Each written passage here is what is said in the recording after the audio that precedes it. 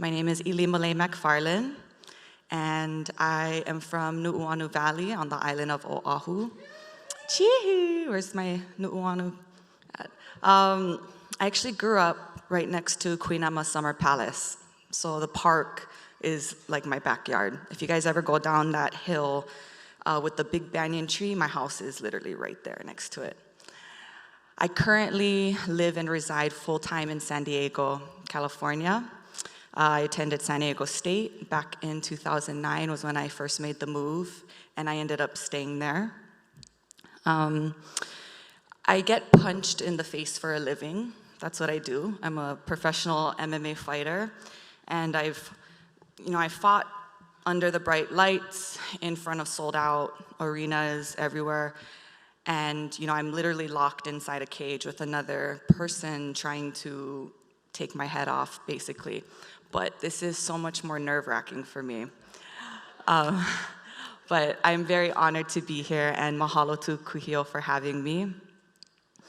My first convention that I attended was last year, back in Hawaii, and it was a super transformative experience for me. And I remember going back to San Diego, and I remember pretty much being in tears when I was at the airport. And I felt that the kahea had been made for me to come back home. And like Trish said, I'm the baby of 6 kids. I'm the only one that left. My entire family is back home. I finally meet a local boy after dating all these haole boys from California. I meet my beautiful local boy from Kona, and I'm like, okay, I'm gonna come back home. We're gonna raise our family back here. But really, I wanted to come home to serve the lahui. And it wasn't until yesterday that I realized, we talked a lot about Kuleana and Kuleana, and I realized yesterday that my Kuleana is still here in the continent, that I can still serve our lahui up here.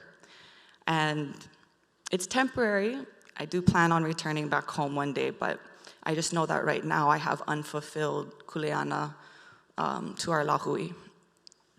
And so yeah, mahalo to all the speakers and everyone on the panels and even the fellow participants. I actually signed up to attend this convention just as a participant. I was super excited when I saw that they were coming up here. This directly applies to me and my situation and being here in the continent for 15 years going on. So I initially signed up to just attend, and yesterday I heard so many testimonies from kanaka who are up here. And I remember I actually asked one of my groups, I was like, hey, was there a little tension in the room earlier? And they're like, oh yeah, it's there. And it seemed to me that there was this undertone in this convention. And this morning's panel kind of confirmed it for me, but it does seem that there was this division between us guys and everyone else, between the mainland Hawaiians. And I don't know why I also had this, it's like an internalized sentiment that was mentioned earlier today too, about Hawaiians up here is just different from being raised in Hawaii. There's just something different. And again, it was something that I've internalized. And yesterday I'm listening to testimony from one woman. She's in tears, and she's like, if only I had access to my culture. I'm grasping onto anything I can about my culture.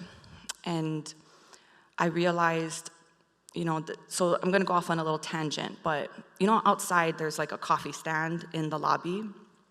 And there's like informative booths or information booths.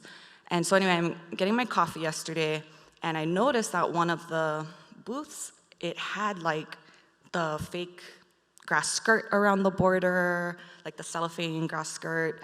it had fake flowers posted on it, and the lady that was running the booth, I was like, oh, she had a grass skirt on and flowers on a headband. And I was just standing there, and I looked at her, and I was like, oh, what is this booth? And she got really excited, and she's like, oh, we're giving away a free trip. And I was like, oh, okay, and how come you chose this decor? And she goes, because all the Hawaiians here, we're trying to appeal to the Hawaiians. And I'm like, okay. And in my head, I'm like, don't do it, Ilima, don't do it. But hello, my cousin is Kehao, of course I'm gonna do it. So I'm like, okay, well that's really interesting that you chose this decor, because we actually have a workshop here talking about the misrepresentation of our culture and the cultural appropriation and the inauthenticity.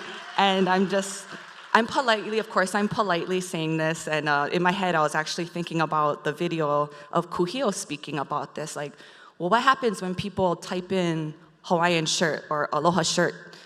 That's what they get. They get this plastic misrepresentation. And so I politely let her know my thoughts, and then I went off to the next workshop. And when I came back outside, she had taken off the skirt and the headband. And so I'm like, okay, she was receptive to that message. But it made me realize that, plenty of times, that's all that we have access to up here. So it's not their fault. It's how can we kako'o our lahui who are up here? How can we give them access? How can we provide more for them? And even another testimony, I learned, there's plenty of scholarship out there for Native Hawaiians, but only if they reside in Hawaii. What about our Hawaiians up here? And so just yesterday, talking to everybody and having that discussion this morning of how can we kako'o each other? How do we bridge that gap, that division? And I want to leave you with these thoughts too. And it was actually a sentiment that Auntie Pa'ahana shared. And Auntie, I'm actually a descendant from the Lua'ehu Pauahi line as well. So I love that both of my relatives are up here on stage. But she said that the ocean is not what divides us or separates us. It's actually what connects us. Mahalo.